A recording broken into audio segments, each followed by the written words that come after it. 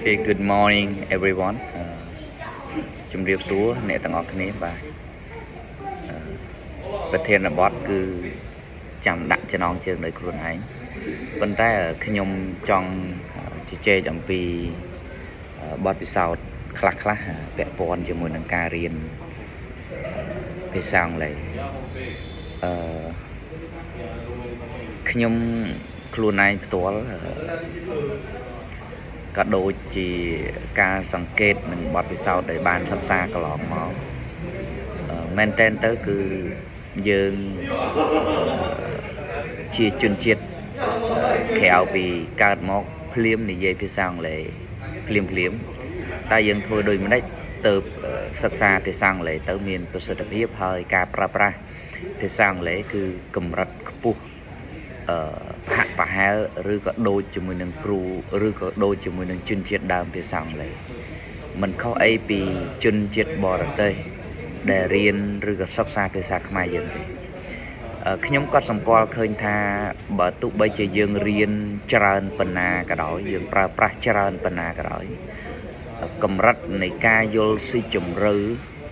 ពាក្យពេចន៍វេយ្យាករណ៍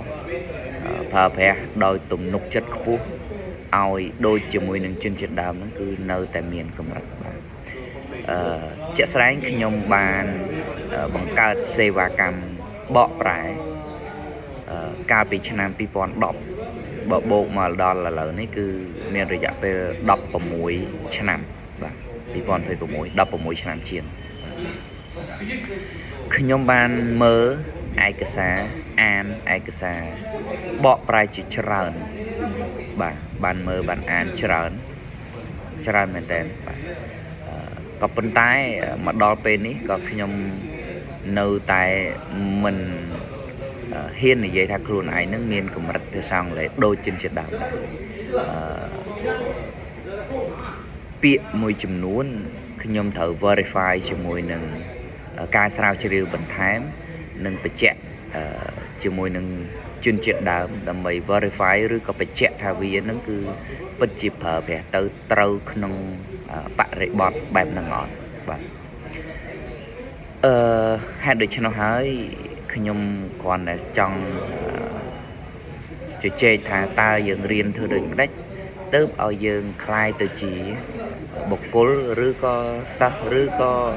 អ្នកដែលប្រើប្រាស់ភាសាអង់គ្លេសឲ្យដូចជាមួយនឹងជនជាតិដើមដែលគេកើតមកនៅអង់គ្លេសនៅអាមេរិកនៅ Australia New Zealand or Canada or something like that ជាក់ស្ដែងខ្ញុំចែករំលែកទៅកាន់សិស្សានុសិស្សមួយចំនួនជាពិសេសគឺមេដាបេដាដែលបំរុងឬក៏ចង់ឲ្យកូនយើងកើតមកហើយជ្រើសរើសរៀនធ្វើម៉េចឲ្យកូនយើងមានកម្រិតភាសាអង់គ្លេសគឺស្តង់ដារហើយ speak English naturally ឬក៏ use English as a native ការប្រើប្រាស់ភាសាអង់គ្លេសដូចជនជាតិដើមខ្ញុំមានមតិយោបល់មួយក្នុងនាមជាអ្នកធ្វើកិច្ចការឬក៏ធ្វើការនៅក្នុងវិស័យអប់រំជាង10ឆ្នាំហើយកិច្ចការបកប្រែជាង10ឆ្នាំមកដល់ពេលនេះគឺខ្ញុំរកឃើញឬក៏គិតថាជឿជាក់ថាក្មេងៗនៅពេលដែលគាត់មិនទាន់ស្គាល់រសជាតិភាសាអង់គ្លេសនៅឡើយយើងជាជនជាតិខ្មែរគួរតែទី1គឺភាសាខ្មែរទៅមុនហើយបាទឲ្យគាត់ផ្សំភាសាខ្មែរឲ្យចេះស្រៈព្យញ្ជនៈយ៉ាងហោចណាស់ឲ្យបាន1ឆ្នាំមុនយើងដាក់ចូលភាសាអង់គ្លេសហើយនៅពេលដែលយើងដាក់ចូលភាសាអង់គ្លេសសំខាន់ណាស់គឺរើសគ្រូសាលាដែលត្រឹមត្រូវមានន័យថានៅពេលដែលគាត់ចូលទៅបើយើងចង់ឲ្យគាត់បញ្ចេញសម្លេងតង់ការពាត់ប្រើប្រាស់អណ្ដាតរបស់គាត់ឲ្យដូចជាមួយនឹងជនជាតិដើមគឺគួរណាស់រើសឲ្យគាត់ទៅរៀនជាមួយនឹងគ្រូដែលបញ្ចេញសម្លេងឬក៏ប្រើប្រាស់ដូចជាមួយនឹងជនជាតិដើមឬក៏ពួកគាត់ជាជនជាតិដើមភាសាអង់គ្លេសជនជាតិដើមភាសាអង់គ្លេសគឺគេមានភាព unique ភាពល្អមួយដែលធ្វើឲ្យសម្លេងនៃភាសាអង់គ្លេសរបស់ពួកគាត់ từ đời rồi luôn hơi nghi sủa chiến nè để có sắc xa chỉ mỗi nâng cru để mình toàn miền cầm đất chỉ cái hai ta cầm đất phía sang lấy stong đá đôi chỉ chuyên triệt đàm luôn bà khi nhung xong mà chia sẻ vậy thôi ca xong tô bờ sân về ca này vậy ní vì bà bỏ từ đào lục cru để có bền phía sang lấy có bên trái chết đáy xem em nè để có miền là đặc hiệp cô ta bình chúnឬក៏អនុញ្ញាតឲ្យកូនសិក្សាជាមួយនឹងគ្រូជនជាតិដើមហើយកុំភ្លេចគ្រូជនជាតិដើមគឺមានប្រមាណជាតិសាសដែលខ្ញុំបានលើកឡើងខាងលើអាចមានចរិយានឹងតិចដែរបាទប៉ុន្តែសំខាន់ណាក្នុងការបញ្ជូនឲ្យពួកគាត់រៀនពីព្រោះនៅពេលដែលគាត់រៀនគាត់ចេះការប្រើប្រាស់ភាសាអង់គ្លេសរបស់គាត់គឺប្រើដោយធម្មជាតិបាទប្រើដោយមែនការយល់ដោយទន្ទិញចងចាំការចងចាំពាក្យសម្ដីតាមរយៈការគេហៅថាប្រើប្រាស់ខុសនោះទេបាទអញ្ចឹងគួរជ្រើសរើសបើសិនជាអាចណាយើងអាចស្រឡាញ់ទាំងតង់ភាសាអង់គ្លេសបែប American បែបអង់គ្លេស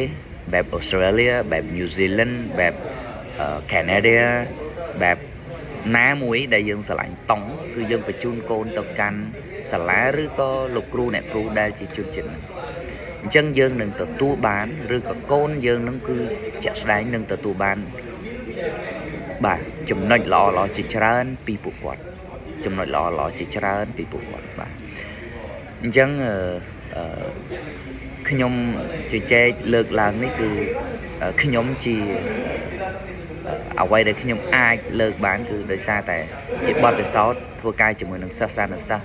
ខ្ញុំជឿជាក់ថាមកដល់បច្ចុប្បន្ននេះខ្ញុំអាចធ្វើបានច្រើនជាង1000នាក់បាទហើយខ្ញុំជាលទ្ធផលគឺក្មេងដែលគាត់អត់ធ្លាប់រៀនជាមួយលោកគ្រូអ្នកគ្រូដែលគាត់បញ្ចេញសលេងឬក៏ប្រើភាសាអង់គ្លេសអត់ទាន់ត្រឹមត្រូវហើយកូនសិស្សរៀនមកនៅពេលដែលគាត់លូតលាស់ទៅថ្មីត្បិតតែគាត់នឹងកែបានក៏ប៉ុន្តែអ្វីដែលគាត់កែមិនបានហ្នឹងគឺចំណុចជាច្រើនផ្សេងទៀតដែរហើយគាត់លំបាកក្នុងការកែមិនមានន័យថាគាត់កែមិនបានទេគឺគាត់កែបានក៏ប៉ុន្តែគាត់ត្រូវការពេលវេលានិងត្រូវការប្រើប្រាស់យូរអង្វែងទៀតដើម្បីឲ្យភាសាអង់គ្លេសគាត់មានកម្រិតដូចគ្នាជាមួយនឹងជនជាតិដើមបាទនោះហើយជាអ្វីដែលខ្ញុំចង់ចែករំលែកហើយដោយចិត្តស្មោះ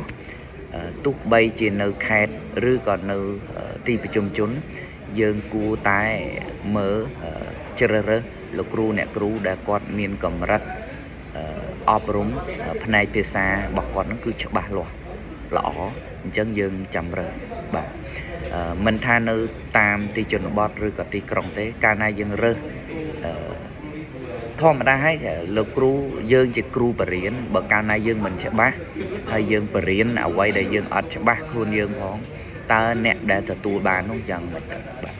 កម្រិតណាទៅអញ្ចឹងខ្ញុំសូមអធិស្ឋានដោយចិត្តស្មោះបើសិនជានិយាយទៅប៉ះពាល់លោកគ្រូអ្នកគ្រូមិនរិះគន់ទេប៉ុន្តែនេះគឺជាបំណងល្អមួយសម្រាប់មាតាបិតាដែលគាត់ចង់ឲ្យកូនសិក្សាហើយសម្លេងរបស់គាត់ការប្រើប្រាស់ភាសាអង់គ្លេសរបស់គាត់ការសរសេរភាសាអង់គ្លេសរបស់គាត់ការភាសាតាក់ទងទាំងអស់យល់ស៊ីជម្រៅនៃភាសាអង់គ្លេសបាទព្រោះកាលណាយើងប្រើភាសាអង់គ្លេសអត់ច្បាស់លាស់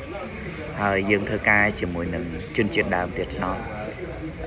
barrier communication ឧបសគ្គនៃការទំនាក់ទំនងទៅកាន់ពួកគាត់ប្រើពាក្យពេចន៍មួយចំនួនគឺនឹងមិនល្អក្នុងការប្រស័យតាក់ទងក្នុងការងារទេសូមអរគុណសូមជម្រាបលាប៉ុណ្ណេះហើយមានអីសូមធ្វើការអធិស្ឋានដោយចិត្តស្មោះបាទសូមអរគុណ